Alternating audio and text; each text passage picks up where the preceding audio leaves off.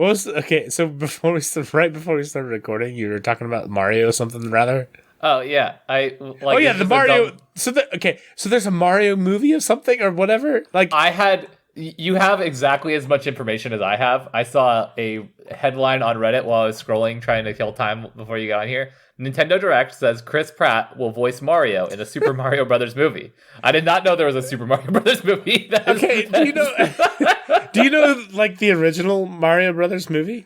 Yeah, it's really weird. Have you watched it?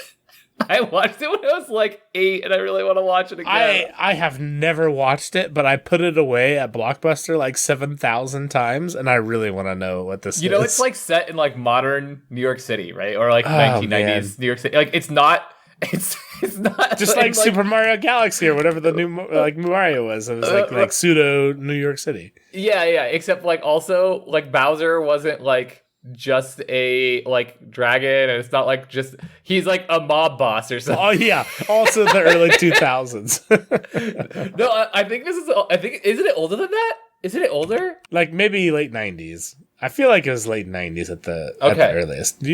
Just Google it? I hear you typing things. No. I gotta show you this. So, do you know that there's a YouTube channel called Some More News? I don't watch them because I can't do news stuff, but they're funny. Also, just pause before we do that. 1993. Holy cow. Damn. That was way earlier than I was expecting for the original Mario movie. Also, seeing the cover art on that really brought me back to the old musty smells of a Blockbuster video. Musty smells of Blockbuster video is totally right. It smelled like popcorn. Just, this is a 2-hour-long movie about, that's, as far as I understand it, is mostly about the Super Mario Brothers movie. Like, I'm scrolling along the timeline. Oh, here we go. Hold on. Where can I find this?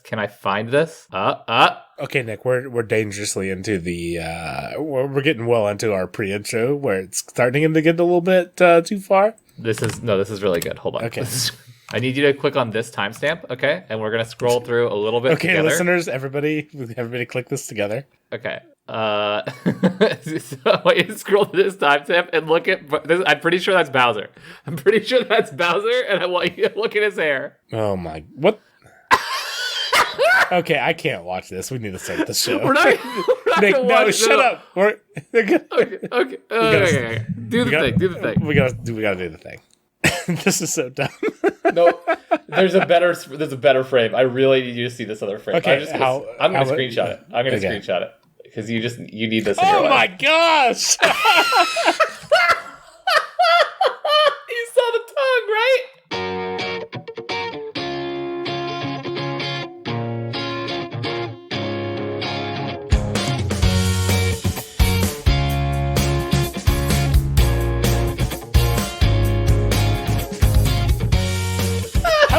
Welcome to the Year We Started podcast. I'm so sorry.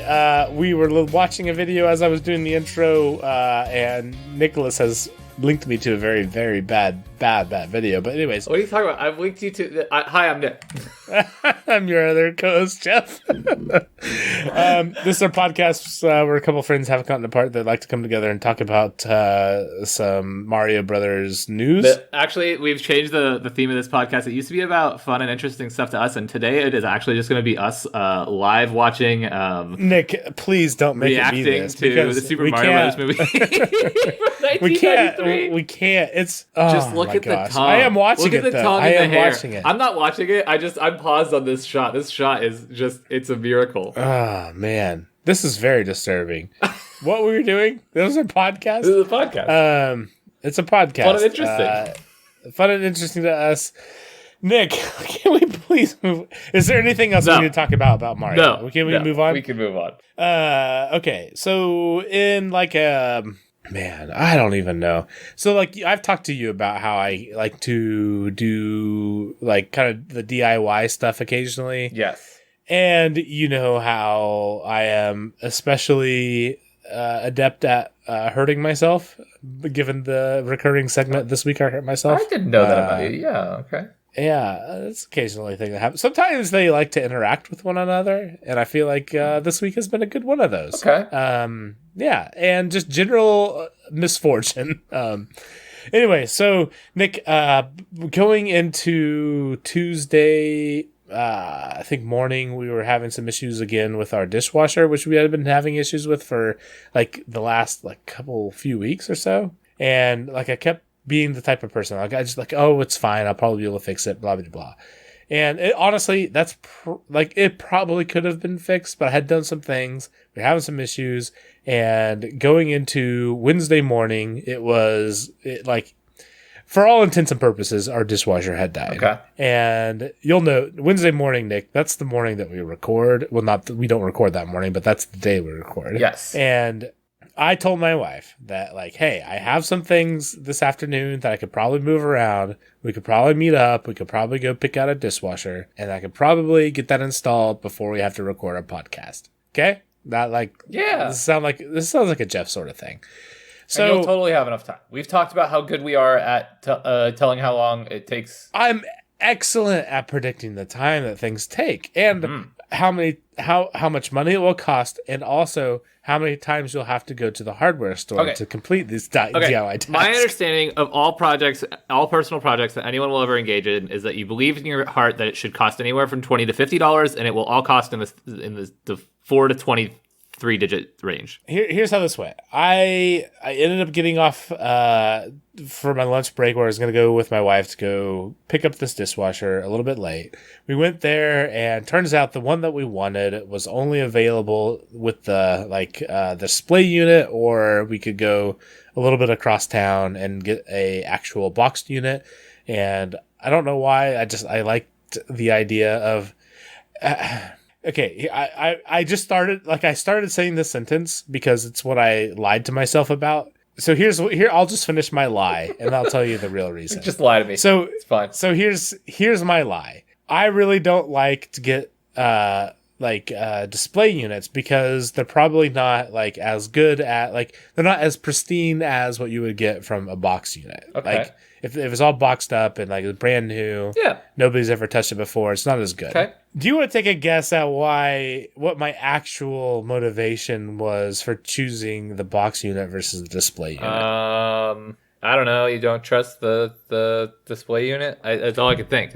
I got nothing. No, Nick. Here's the reason why. I got asked by a human being, a real person doing their day-to-day job, if I wanted to take their nice display unit from their nicely put together like fake little kitchen and pack it up in their they literally would just have to rip this thing out of their little area. Seems mean. It sounds mean when you put it that way. And then they would just have this little hole underneath their counter in their fake kitchen. And they would have to get that out, and they'd have to put it in some box probably, and then get it to me, and they'd have to go find some other box and take out another dishwasher, and they'd have to put it in this other in this new the hole, and I just it was all right, would you like to drive 15 minutes the wrong way to home, or would you like us to spend 30 minutes packing this thing up, getting a new one out, and putting it back in here? I'm like, I am the customer. I understand that. But yes, I will drive across the town 15 minutes. Thank you. Have a good day.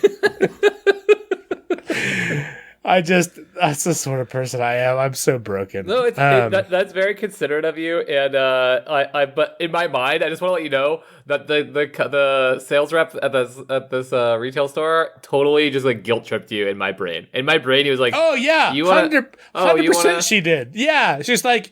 If you want, if you have to really replace it, it would take me a couple hours. If you're okay with a display unit, then I guess we can do this. But they have a really pristine one over here, 15 minutes away, the wrong direction. But anyway, so this one is available. But if you want us to do more work for no extra pay, you really want, it's definitely a subpar product, even though you can't see a single scratch or dent or even fingerprint on this thing. Yeah. We literally just put it out 5 minutes ago, but it's probably not nearly as good. Poor Jeff. I'm sorry. So I'm like, well, that seems well worth the lack of social guilt. So I drove 15 minutes across town. That's relatable. And we got the exact same thing with the exact same amount of wear and tear from a different place. We drove it home, got it all hooked up. It was here's a small, tiny rant. Katie and I were talking. This is the first brand new from the store major appliance that we've bought since we've been married. And I mean, we've been together since we were like flipping 15 and 16 years old. Got married 22, 23. And everything we've got has been used or like just existed in the house that we bought. And this is the first time we like went to store, bought brand new thing, brought brand new thing home to replace old dilapidated thing. And I say that to say, I feel like this should come with certain amounts of like amenities, like such as a power cord that I didn't have to like scavenge off the old. The old freaking dishwasher and like unscrew like the wires. Dishwashers have taken after the Apple policy of you're gonna have to buy the power cables separately. Was that not? Yeah, like it literally has no power cable to this dishwasher I bought for like what I consider to be a lot of money. Like this is not a cheap thing. Inside of the dishwasher. Ooh. Yikes. But like, so yeah, I had to install the power cord to this that I scavenged off my old dishwasher, and like the install process was fine. Like it had some challenges, but I got the whole thing done. We did like a little test wash. Everything went well, and I had a little bit of an issue with like connecting the old water connection to the new water connection, and it was just leaky really bad, and I thought I had it all fine. And I woke up the next morning to my wife explaining to me how our water connection was let's call it subpar, not great, and had flooded like our kitchen and our basement and our bar area. And if so your that wife went only well. told you that was subpar, okay, it's just not ideal. It's not ideal. There is a foot of water in the basement, but it was 5 a.m. And I'll tell you what, Nick, like, man, the whole thing, like, I had such a hard time getting that stupid thing connected because, like, so impossible to get to. Is like to get into that, like, our sink had like it's like a 20-inch opening, and my shoulders are wider than 20 inches. I'm not sure about what your dimensions of your shoulders are, but like that's not something that my shoulders are interested in fitting through. And I thought it hurt the day of, like, when I was like shoving myself back in there trying to like finagle myself so I could tighten this bolt so that it would not leak overnight. And I thought I did a good job, and I thought I hadn't hurt myself that bad. But the next morning, like, Nick, I could send you a picture. The back of my arm is just literally bruises. Like, oh man, it literally looked like I ran into the back of a dull knife.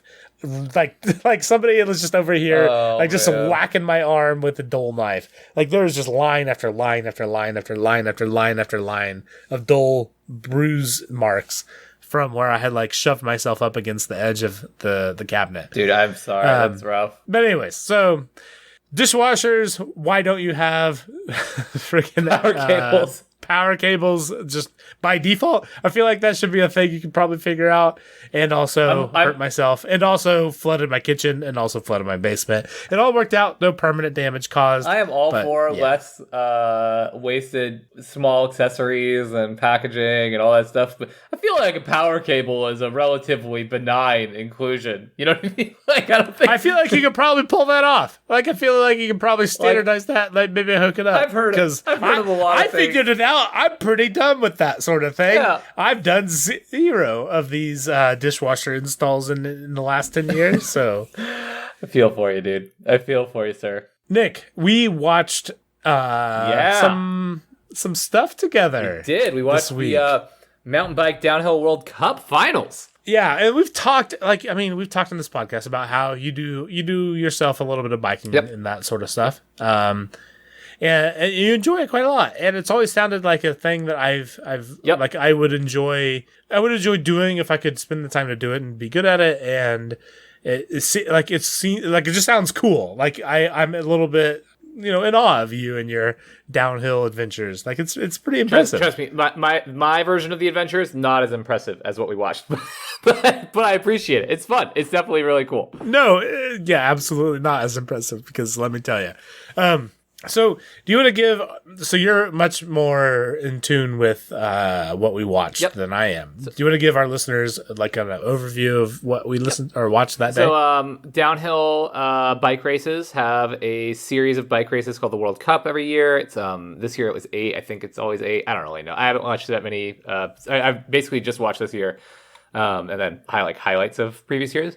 And each race has a point system that, like, at the end of the year, the person with the most points from all 8 races is, crowned the winner, and each individual race has its own podium and gold medal, silver medal, etc. as well. So Jeff and I watched the 8th of the year, which was the second of 2 races at Snowshoe, West Virginia, which is super fun to watch. We watched the women's finals. And the reason we watched the women's finals is because the women's finals were a really close race. They were first. Sorry. Also. Huh? Oh, they were first. Yes, they were first. They were first also. That also helped. Yes, they helped the timing. They were available to watch together. Yes, exactly. But yeah, the women's final was really close. It was super fun. The ending was really funny because the woman who ended up winning didn't realize it seemed like she didn't realize that she was gonna win. Like, she didn't realize that she was gonna win overall. 100% did not realize exactly what had happened. Right. Like, I feel like she knew that it was like good, but didn't realize that this was like win the entire meet good. Exactly. So with downhill races, it's not like cross country races where everyone goes at the same time. It's each person has their own run individually on a trail, and then their time is like just recorded. It's like time trials. Yes, exactly right. So the woman who ended up winning overall was in 3rd place in the overall standings going into the last race, and the person who was in first was close, but not that close. All she had to do was finish like 5th, and she'd been on like just a tear recently. But she crashed near the end of the track. Nothing too bad. She wasn't hurt or anything. But you could tell that like someone must not have told Valley Hall, the woman who won, that like, yeah, if she has a bad finish, then you'll actually win. Because like I think she had to both come in first place and also have Miriam Nicole, the other woman, come in like either 4th or 5th place for her to win.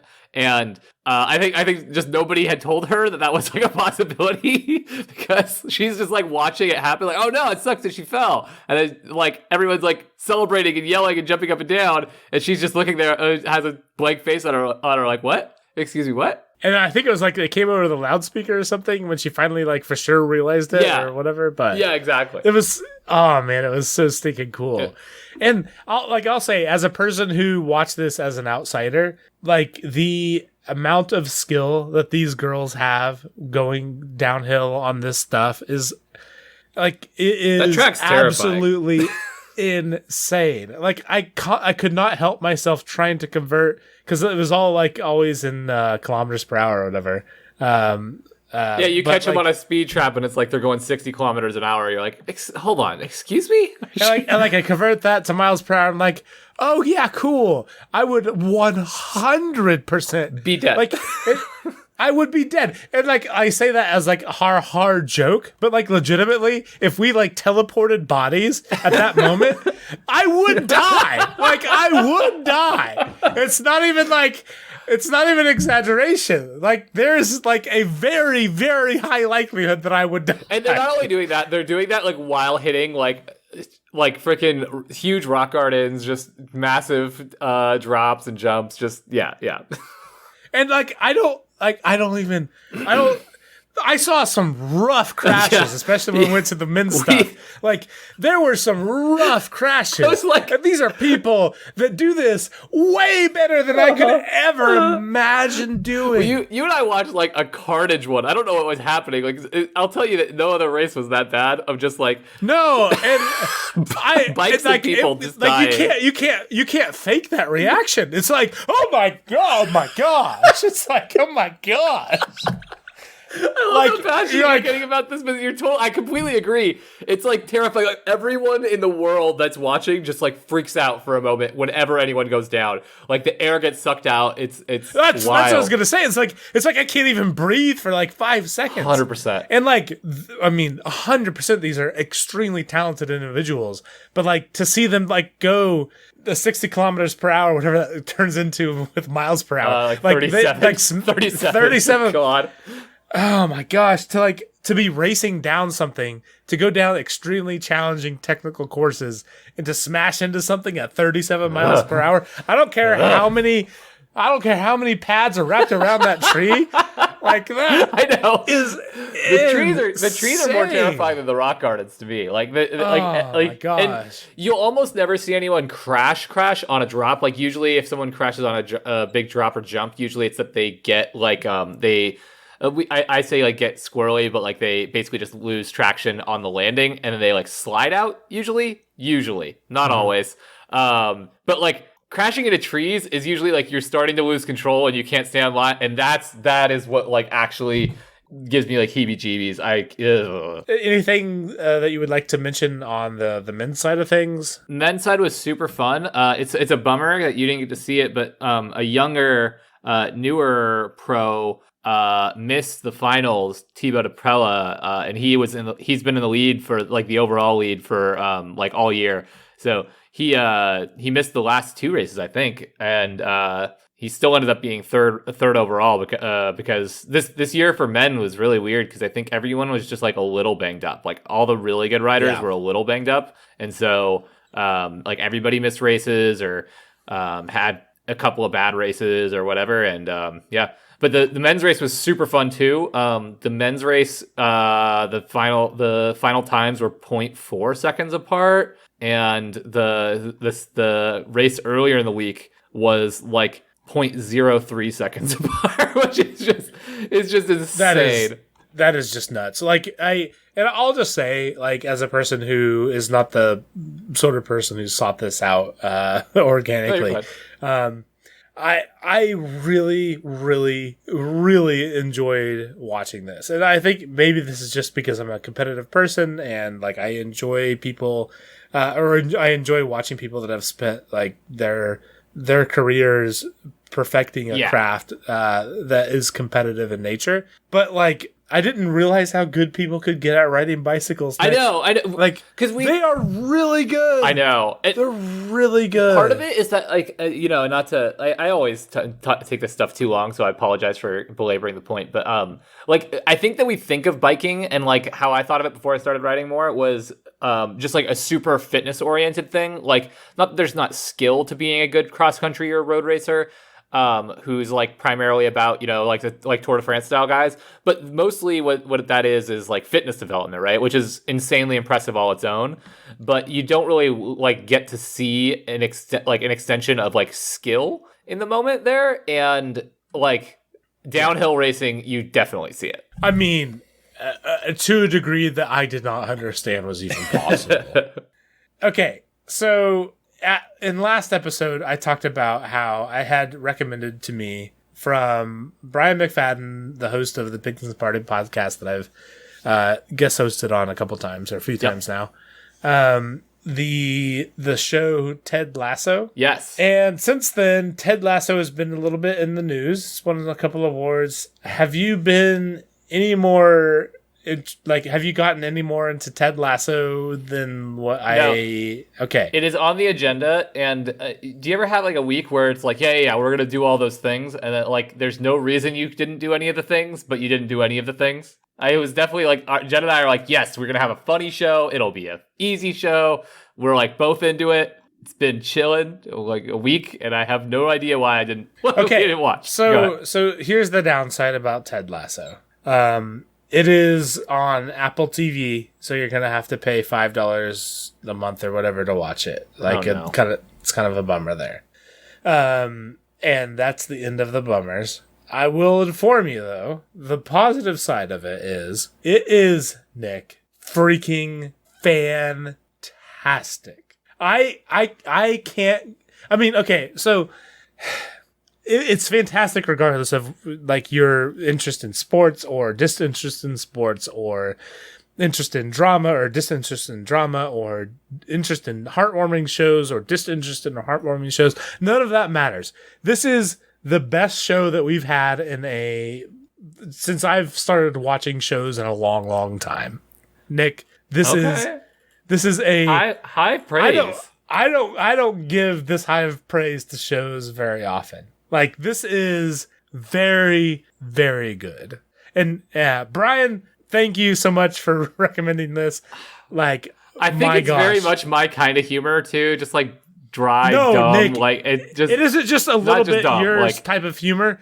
It is so your humor. This is right up your alley. And not only that, it is so heartwarming and like really okay. It is like hilarious and heartwarming. It is like a combination that we have not. I don't think we've ever seen anything that is this funny and this heartwarming ever. I literally don't. Including Parks and Rec. Yeah, like I like Parks and Rec is heartwarming at points. I think this is more heartwarming than Parks and Rec. Okay, and there are obviously higher, like there's more funny parts in Parks and Rec. Like I can't argue that. Like, it's not that, but it is absolutely hilarious. It is absolutely heartwarming. But Nick, here's the thing. So Nick, recently I've gotten really into soccer.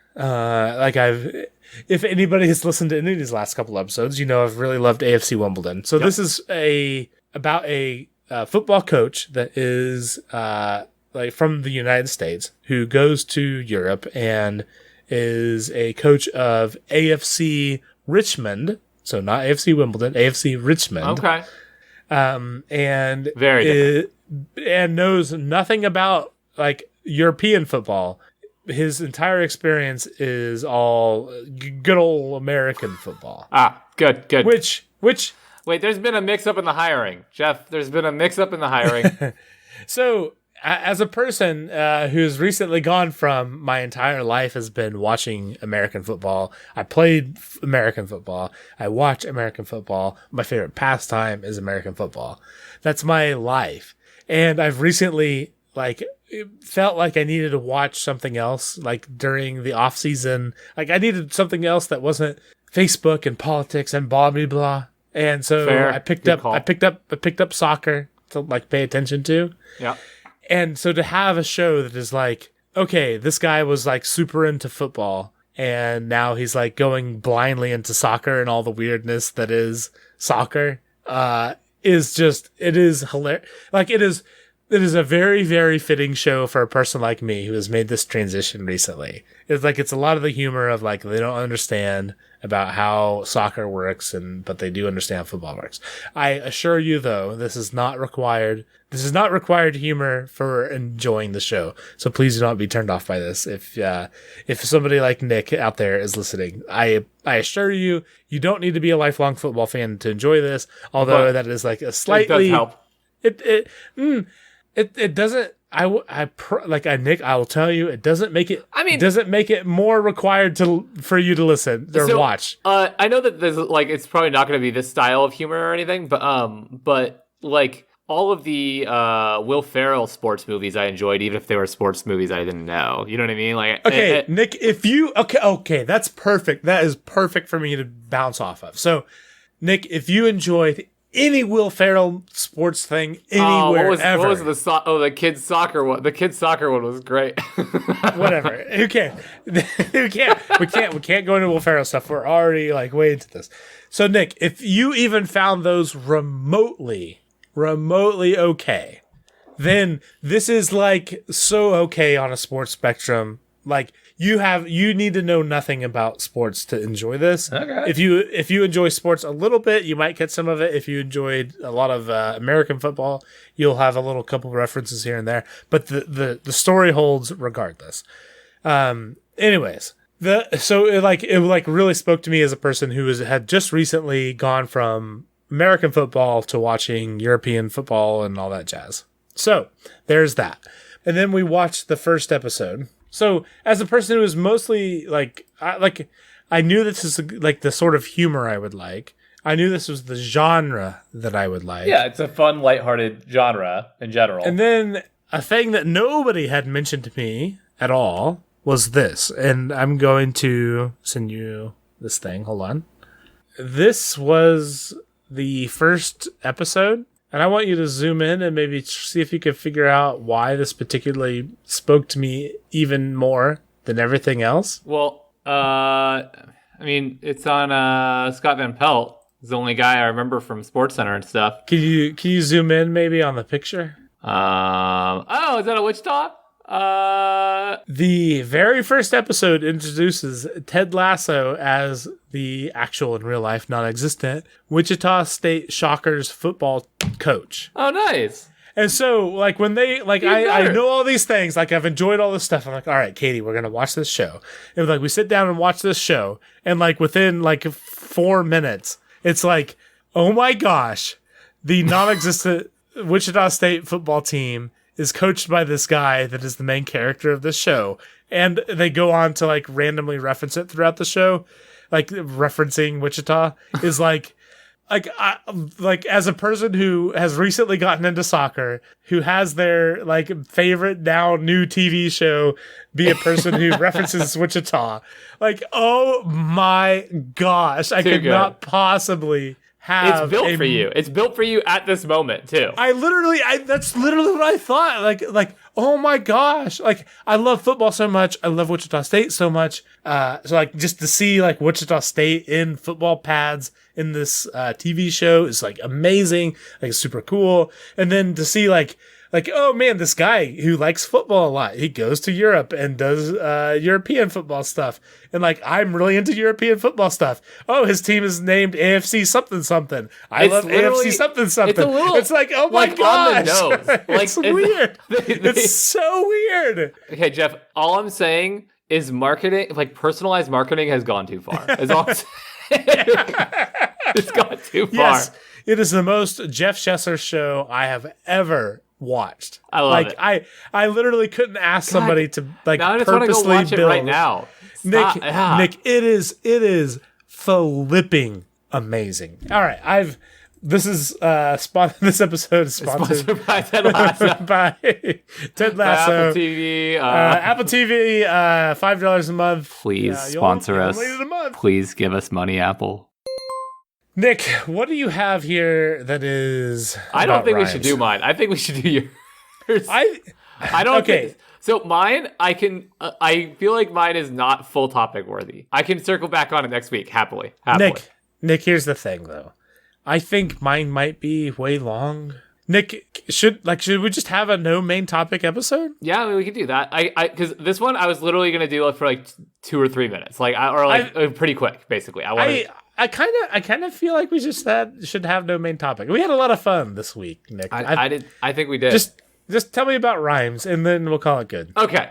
So instead of a main topic, we're just doing a bunch of small topics this week. Yeah, I think it's fine. I think it's good. Jeff, do you know about the many weird origins of nursery rhymes? Because to me, they're like the funniest and weirdest thing about like all of the world.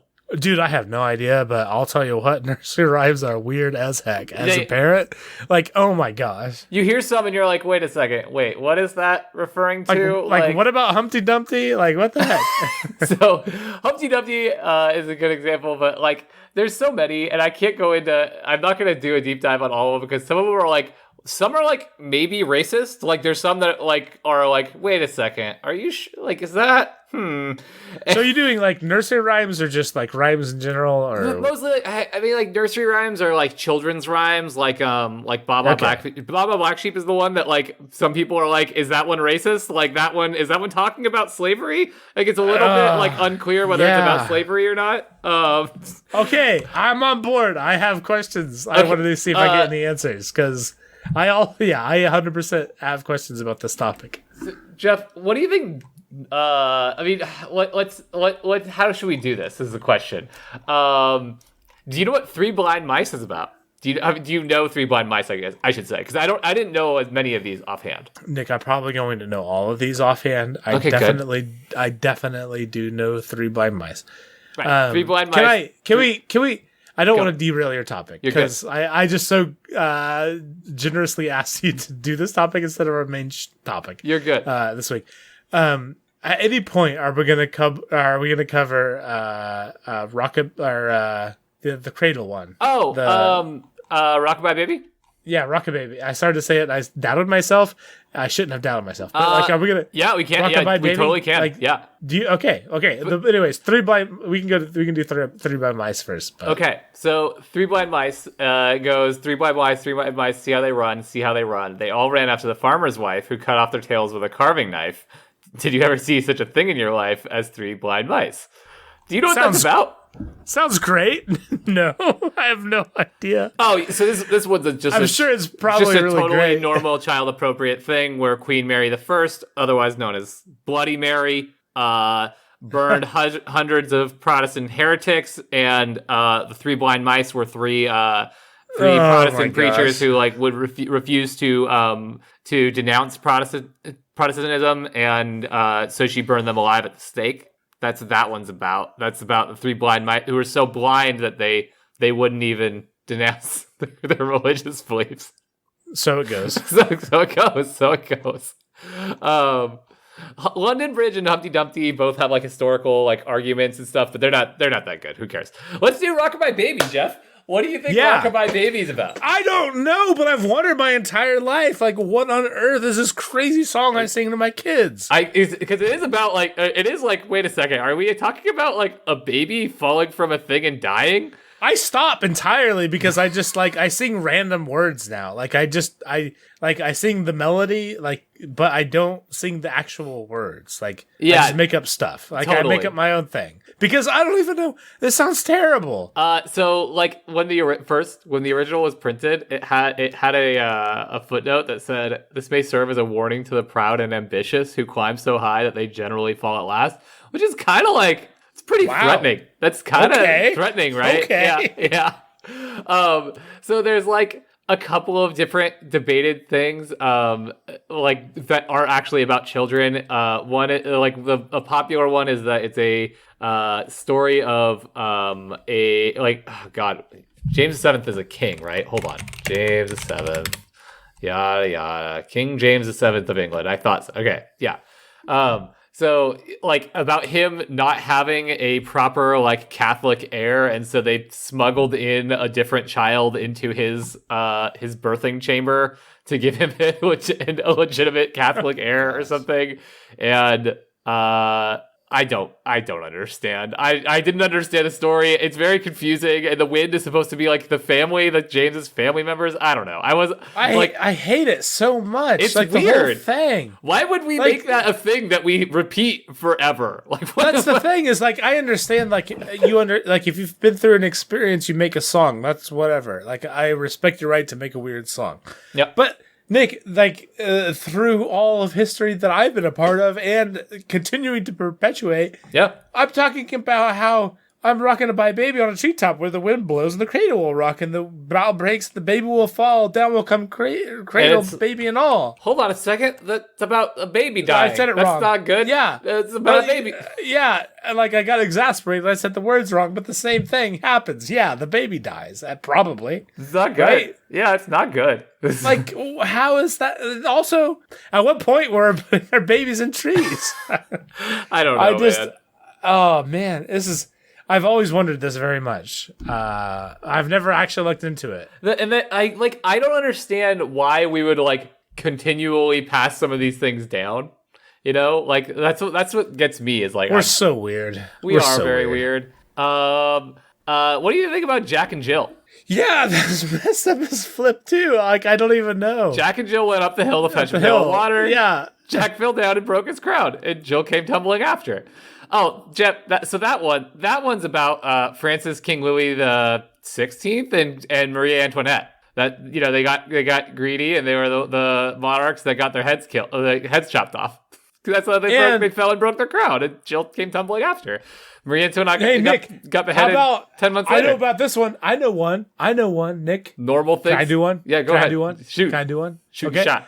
How about Ring Around the Rosie? Do you know what Yeah, Ring Around the Rosie's about? Yeah, Ring Around the Rosie's nice and dark. That's a real I don't dark know one. exactly what year it was, but it was some kind of plague where kids died, and we all fell down and died. Well, that's great. I don't know more about it than that. So no, you're totally good. Ring Around the Rosie, Pocket Full of Posy. Ashes, we fall down. We all fall down. So it's about the Black Death. Jeff is about the Black Death, and there were so many. There were so many dead bodies that the children they had to keep posies in their pockets to keep the stench out of the air, so that they wouldn't have to smell the dead bodies all the time. No, and I can't. And the ashes. No, Jeff, the ashes. The ashes were because they cremated the bodies so the Black Death wouldn't spread. Jeff. That's cool. At least we're not in the middle of a pandemic or anything. No, that'd be bad. Yeah, let's leave it with that one. But like, why is that like a children's thing? We've been singing that for like 800 years, guys. We gotta stop. Right, that was a bad one. Okay, that's a bad one. Nick, this is not our podcast. We have to turn this around. What is a good children's There is none. What are you talking about? There has to be. We can't end on Black Death. Hold on. Children dying. Jeff. Our podcast. That's ostensibly what year things that are fun and interesting know what to year us. It is. This is I don't care, Nick. We can find happy children. I will edit this out if we can't. Good. There are no happy ones. Good children's songs. There's Baby Shark, Nick. I mean, come on. What's wrong with Baby Shark? That's really good. Good children's. I'm serious. I mean, I think I literally Googled like creepy meanings of. So I didn't get a good sample size. Here we go. Okay. There's nothing wrong with Twinkle Twinkle Little Star. You're right. As far as I know. As far as we've decided today. I would like to look no further. Anyways, we should probably wrap this up, Nick. We're on this very happy note, Twinkle Twinkle Little Star. We're gonna go record our Patreon only podcast the year we start another podcast. You can also follow us at TylerSap on Twitter, Facebook, Instagram, TikTok, YouTube, but not Snapchat. You can find all of that at tylersap.com. And I also would recommend to anyone at home that if you're like struggling to fill a pause because you forgot to look at the outro, like make a long list of sounds. It makes it really easy to edit. Yeah. Thanks. Nick, thank you for potting with me. You're welcome. This has been the year we started the podcast. Thank you for listening.